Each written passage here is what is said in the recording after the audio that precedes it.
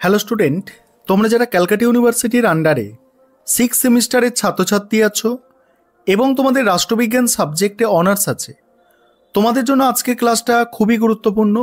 আজকের ক্লাসে তোমাদের সিসি 13 পেপার থেকে একটি গুরুত্বপূর্ণ 15 নম্বরের প্রশ্নের উত্তর নিয়ে আলোচনা করব।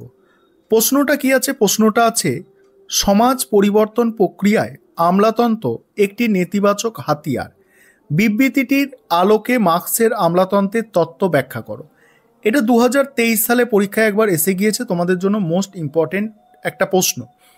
তবে প্রথমেই দেখো যে প্রশ্নটা কি আছে, উত্তরটা নিয়ে আলোচনা করব, তার আগে প্রশ্নটাকে বোঝার চেষ্টা করো যে সমাজ পরিবর্তন প্রক্রিয়া আমলাতন্ত্র একটি নেতিবাচক হাতিয়ার, অর্থাৎ সমাজের পরিবর্তনকে আমলাতন্ত্র কি করে? আমলাতন্ত্র থামিয়ে রাখার চেষ্টা করে। অর্থাৎ আমলাতন্ত্র যে সমাজ ব্যবস্থা আছে, যে সরকার ব্যবস্থা আছে, যে শাসন ব্যবস্থা আছে, তার পক্ষে থেকে কাজ করে এবং সেটাকে সেইভাবেই রাখার চেষ্টা করে। এটাই হচ্ছে মার্ক্সের আমলাতন্ত্র সম্পর্কে তত্ত্বের মেন কনসেপ্ট। ঠিক আছে, এবারে প্রশ্নের উত্তরটা তোমরা দেখতে থাকো। প্রথমেই হচ্ছে একটা ইন্ট্রোডাকশন অর্থাৎ ভূমিকা লিখতে হবে, সেটা কিভাবে গুছিয়ে লিখবে দেখো। সমাজ পরিবর্তন একটি ধারাবাহিক ও বহুমাত্রিক প্রক্রিয়া, যেখানে রাষ্ট্র, অর্থনীতি, সংস্কৃতি ও রাজনৈতিক কাঠামো গুরুত্বপূর্ণ ভূমিকা পালন করে। তবে এই পরিবর্তন প্রক্রিয়ার অন্যতম প্রধান বাধা হিসাবে আমলাতন্ত্রকে চিহ্নিত করেছেন মার্ক্স। তার মতে আমলাতন্ত্র হলো এমন একটি ব্যবস্থা যা শাসক শ্রেণীর স্বার্থ রক্ষা করে এবং জনগণের পরিবর্তনের আকাঙ্ক্ষাকে দমন করে। 1843 সালে critic of Hegel's philosophy of right গ্রন্থে তিনি প্রথম আমলাতন্ত্রের সমালোচনা করেন এবং দেখান যে এটি জনগণের পরিবর্তনের আকাঙ্ক্ষাকে ব্যাহত করে। পরবর্তীকালে দ্য জার্মান আইডিওলজি ও দ্য কমিউনিস্ট ম্যানিফেস্টো গ্রন্থে তিনি আমলাতন্ত্রের ভূমিকা বিশ্লেষণ করেছেন। এই প্রবন্ধে সমাজ পরিবর্তনের পথে আমলাতন্ত্রের নেতিবাচক ভূমিকা মার্ক্সীয় দৃষ্টিকোণ থেকে বিশ্লেষণ করা হবে। মার্ক্সের দৃষ্টিতে আমলাতন্ত্র একটি শোষণের একটি কাঠামো, এটা ব্যাখ্যা করা হচ্ছে। দেখো, মার্ক্সের মতে আমলাতন্ত্র রাষ্ট্রের এমন একটি কাঠামো যা শাসক শ্রেণীর আধিপত্য বজায় রাখার জন্য গঠিত। এটি জনগণের পরিবর্তনের আকাঙ্ক্ষাকে দমন করে এবং শাসক শ্রেণীর সুবিধার জন্য ব্যবহৃত হয়। তার মতে রাষ্ট্র মূলত এক শ্রেণী অন্য শ্রেণীর ওপর আধিপত্য বজায় রাখার একটি উপায়, যেখানে আমলাতন্ত্র হলো শোষণ ও দমন নীতির প্রধান অস্ত্র। পরের পয়েন্ট আলোচনা করব, তার আগে একটা এখানে ছবি তোমাদের জন্য দেয়া হয়েছে, নোটসটার মধ্যে একটা ছবি ইনক্লুড করা হয়েছে তোমাদের কনসেপ্টটা যাতে আরও ক্লিয়ার হয় সেটা বোঝাবার জন্য। দেখো, এই ছবিটাই দেখতে পাচ্ছ একজনকে, কে ইনি? Marx, Karl Marx. এখানে আরও কিছু জিনিস দেখতে পাচ্ছ তোমরা, যে এখানে একটা তোমরা দেখতে পাচ্ছ বিল্ডিং আছে, একদম কাঁচের ঝা চকচকে বিল্ডিং আছে এবং সেই শেষের দিকে কি আছে? জনগণ আছে। এখানে মার্ক্স বোঝাতে চাইছেন যে আমলাতন্ত্র প্রথম কথা জনগণের থেকে কিন্তু পৃথক থাকে এবং আমলাতন্ত্র কি করে? আমলাতন্ত্র যে প্রচলিত ব্যবস্থা আছে সেই প্রচলিত ব্যবস্থাকে বজায় রাখতে চায় এবং সরকার যে জনগণকে শোষণ পীড়ন করে তার প্রধান অস্ত্র হিসাবে কিন্তু আমলাতন্ত্র কাজ করে এবং আমলাতন্ত্র স্থিতিশীলতা বজায় রাখতে চায়। এই ছবিটাকে তোমরা যদি ভালো করে দেখো, তোমাদের আমলাতন্ত্র সম্পর্কে কিন্তু মার্ক্সের যে কনসেপ্ট সেটা কিন্তু অনেকটা ক্লিয়ার হয়ে যাবে। ঠিক আছে, এবারে দেখো প্রথমত কি বলা হচ্ছে। মার্ক্স মনে করেন যে এই ছবিটা তোমরা দেখে রাখো, তারপরে প্রশ্নের উত্তরটা দেখো, আস্তে আস্তে পুরো কনসেপ্ট ক্লিয়ার হয়ে যাবে।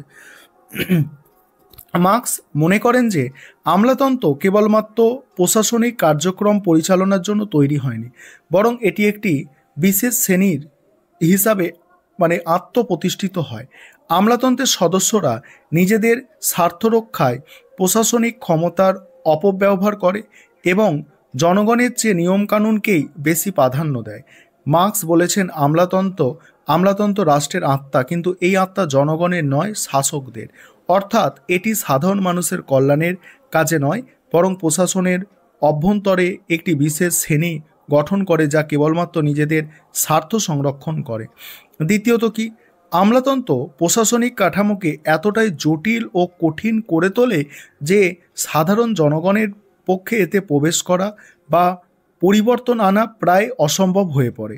আমলারা জনগণের প্রতিনিধি হিসাবে কাজ করার পরিবর্তে নিজেদের একচ্ছত্র ক্ষমতা প্রতিষ্ঠা করে এবং রাষ্ট্রীয় ব্যবস্থাকে কঠোর নিয়মের মাধ্যমে নিয়ন্ত্রণ করে। মার্ক্সের মতে আমলাতন্ত্র এমন একটা ব্যবস্থা যেখানে প্রয়োজনের তুলনায় নিয়মের মূল্য বেশি, আর এই কাঠামো সমাজের শাসন ব্যবস্থাকে আরও কঠিন করে তোলে এবং আমলারা নিজেদের ক্ষমতার সংরক্ষণের জন্য প্রশাসনিক প্রক্রিয়াকে জটিল করে রাখে। তৃতীয়ত, মার্ক্স দেখিয়েছেন যে আমলাতন্ত্র একটি আত্মপ্রতিষ্ঠিত ব্যবস্থা যা নিজ অস্তিত্ব টিকিয়ে রাখার জন্য কাজ করে। এটি এমন একটি গোষ্ঠী তৈরি করে যা নিজেদের স্বার্থ রক্ষার জন্য জনগণ থেকে বিচ্ছিন্ন হয়ে যায়। আমলারা নিজেদের বিশেষ সুবিধার জন্য প্রশাসনিক ব্যবস্থাকে নিজেদের পক্ষে ব্যবহার করে এবং জনগণের প্রকৃত চাহিদাকে উপেক্ষা করে। তার মতে আমলাতন্ত্র নিজেকে জনগণের সেবক বলে দাবি করে, কিন্তু বাস্তবে এই জনগণ শাসক হয়ে ওঠে। অর্থাৎ আমলারা নিজেদের প্রশাসনিক ক্ষমতার মাধ্যমে রাষ্ট্রের একচ্ছত্র নিয়ন্ত্রণ গ্রহণ করে এবং জনগণের স্বার্থকে অবহেলা করে। চতুর্থ কি বলা হচ্ছে দেখো, আমলাতন্ত্র শাসক শ্রেণীর হাতিয়ার হিসাবে কাজ করে এবং তাদের স্বার্থ রক্ষার জন্য জনগণের বিরুদ্ধে ব্যবহৃত হয়। শ্রমিক আন্দোলন, গণবিক্ষোভ, সমাজতান্ত্রিক পরিবর্তনের প্রচেষ্টা সবকিছুই আমলাতান্ত্রিক কাঠামোর কারণে বাধাগ্রস্ত হয়। মার্ক্স বলেছেন আমলাতন্ত্রের প্রকৃতি হল শাসকের স্বার্থ রক্ষা করা এবং জনগণের অধিকার খর্ব করা। এটি শ্রমিক শ্রেণীকে দমন করার জন্য ব্যবহৃত হয় এবং জনগণের রাজনৈতিক সচেতনতার বিকাশের পথে বাধার সৃষ্টি করে। এবার পঞ্চমত দেখো, পরের পয়েন্টগুলো আলোচনা করব তার আগে যে বিষয়টা বলার আছে, তোমাদের জন্য অনলাইন কোচিং ক্লাস চলছে। তোমরা যদি কেউ পেড ব্যাচে অ্যাডমিশন নিতে ইচ্ছুক থাকো, নিচে স্ক্রিনে যে নম্বরটা দেখতে পাচ্ছ এই নম্বরে যোগাযোগ করে পেড ব্যাচে অ্যাডমিশন নিয়ে নিতে পারো। আমাদের অলরেডি 60 জনের মতো অ্যাডমিশন নিয়ে নিয়েছে। দেখো পঞ্চমত কি বলা হচ্ছে দেখো, আমলাতন্ত্র এমন একটি প্রশাসনিক ব্যবস্থা তৈরি করে যেখানে ক্ষমতা জনগণের থেকে দূরে থাকে এবং কেবলমাত্র আমলাদের হাতে কেন্দ্রীভূত থাকে। ফলে সমাজ পরিবর্তনের যে কোনো উদ্যোগ আমলাতান্ত্রিক জটিলতার কারণে ধীর গতিতে এগোয় বা ব্যর্থ হয়। প্রশাসনিক কাজের ধীর গতি, দুর্নীতি এবং অদক্ষতা সমাজের অগ্রগতিকে বাধাগ্রস্ত করে এবং এটি শাসক শ্রেণীর একাধিপত্য বজায় রাখার একটি উপায় হয়ে ওঠে। তারপর সমালোচনা। প্রথমত, মার্ক্স মনে করেছিলেন যে আমলাতন্ত্র শুধু শাসক শ্রেণীর স্বার্থ রক্ষা করে, কিন্তু আধুনিক গণতান্ত্রিক ব্যবস্থা এটি প্রশাসনিক স্থিতিশীলতা ও সমাজসেবা নিশ্চিত করতে সাহায্য করে। দ্বিতীয়ত আছে, তিনি আমলাতন্ত্রের বিলোপের কথা বললেও বাস্তবে রাষ্ট্র পরিচালনার জন্য একটি সংগঠিত প্রশাসনিক কাঠামোর প্রয়োজন, যা পুরোপুরি বিলোপ করা সম্ভব নয়। তৃতীয়ত, মার্ক্স আমলাতন্ত্রকে শোষণমূলক বললেও আধুনিক রাষ্ট্রের স্বচ্ছতা ও গণতান্ত্রিক জবাবদিহিতার মাধ্যমে এর নেতিবাচক দিক নিয়ন্ত্রণ করা সম্ভব হয়েছে। চতুর্থ, তিনি আমলাতন্ত্রকে সমাজ পরিবর্তনের প্রতিবন্ধক বললেও বাস্তবে বিভিন্ন সামাজিক সংস্কার ও নীতি বাস্তবায়নে আমলাতন্ত্র গুরুত্বপূর্ণ ভূমিকা পালন করে। তারপর উপসংহারে কি বলা হচ্ছে দেখো, উপসংহারে বলা হচ্ছে দেখো, কার্ল মার্ক্সের দৃষ্টিতে আমলাতন্ত্র কেবল একটি প্রশাসনিক কাঠামো নয়, বরং এটি রাষ্ট্রের এমন এক অংশ যা শাসক শ্রেণীর স্বার্থ রক্ষা করে, জনগণের পরিবর্তনের আশা আকাঙ্ক্ষাকে দমন করে, এটি ক্ষমতার কেন্দ্রীকরণ ঘটায়, প্রশাসনিক দীর্ঘসূত্রিতা তৈরি করে এবং দুর্নীতি ও অনিয়মের মাধ্যমে সমাজ পরিবর্তনের গতিকে মন্থর করে। তবে আধুনিক রাষ্ট্র ব্যবস্থায় আমলাতন্ত্রের কিছু ইতিবাচক দিকও রয়েছে, যেমন প্রশাসনিক শৃঙ্খলা বজায় রাখা, তারপরে নীতি বাস্তবায়ন নিশ্চিত করা। তবে এটি যেন শুধুমাত্র শাসক শ্রেণীর স্বার্থরক্ষার হাতিয়ারে পরিণত না হয় সেই বিষয়ে সতর্ক থাকতে হবে।